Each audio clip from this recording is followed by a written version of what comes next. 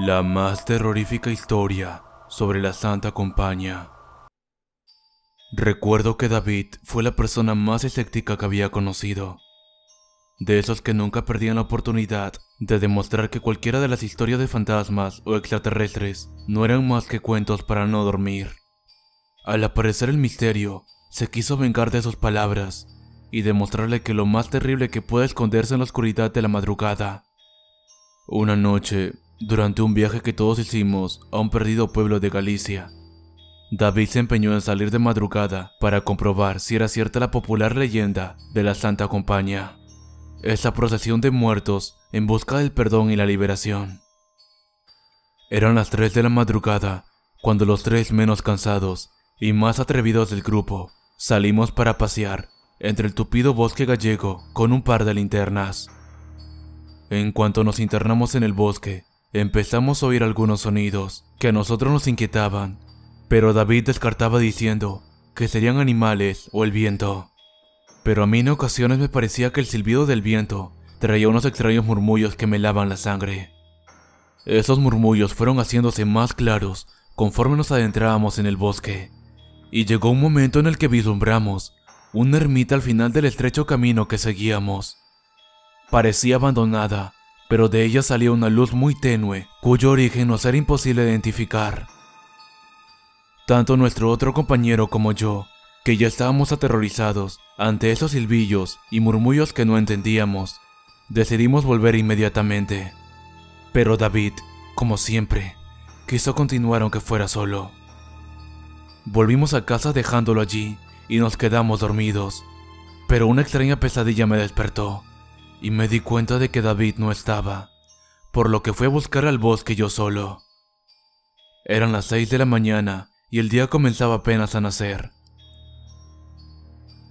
Me lo encontré en el mismo sitio donde lo dejamos, inconsciente y blanco y frío como témpano. Tras zarandearlo un poco y darle unos ligeros golpes en la cara para que despertase, abrió unos ojos llenos de terror y se agarró a mí desesperadamente.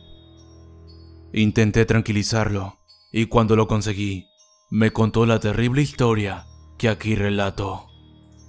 Cuando os fuisteis, Dios mío, llegué a la ermita, acercándome lentamente, buscando a la persona que esperaba hiciese la luz. Me fui acercando y cada vez oía más esas voces, y que cada vez se metían más profundamente en mi cabeza. Cerró los ojos por un momento y creí que se desmayaba, pero los volvió a abrir y siguió hablando, unas veces en un murmullo y otras casi gritando.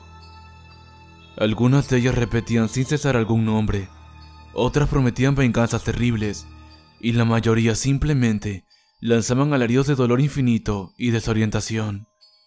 Todas estaban cada vez más dentro de mí, como si se fusionaran con mi alma. Ya casi no sabía hacia dónde me dirigía, y cuando volví a ser consciente de todo, estaba en medio de una procesión interminable. Las luces no provenían de ningún sitio. Las luces provenían de la muerte, del más allá. ¡Dios mío! Entonces David volvió a pegarse a mí desesperado, tanto que me hacía daño con sus manos. Me di cuenta entonces de que todos me miraban con sus caras muertas. Empecé a sentir frío, demasiado frío, y supe que me odiaban. Querían lo corpóreo que yo tenía. No me lo dijeron, pero yo lo sabía.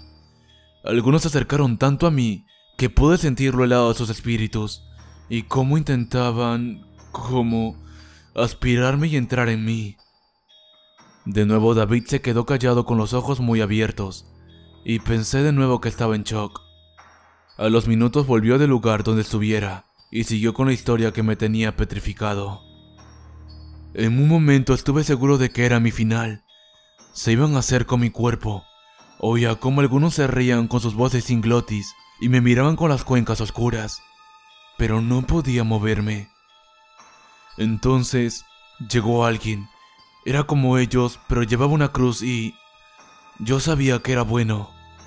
Los demás se apartaron ante su presencia y él se inclinó sobre mí y de alguna manera me comunicó que debía correr.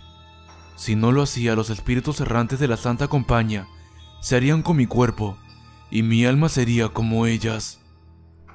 De nuevo David me apretó con fuerza y soltó un alarido. Solo gracias a su energía pude levantarme y escapar. No sé qué pasó después. Lo último que recuerdo es que corría tropezando con ramas y piedras. De repente, pareció quedarse más tranquilo tras contar su historia, y cerró los ojos.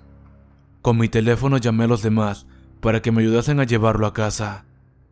No volvió a hablar nunca.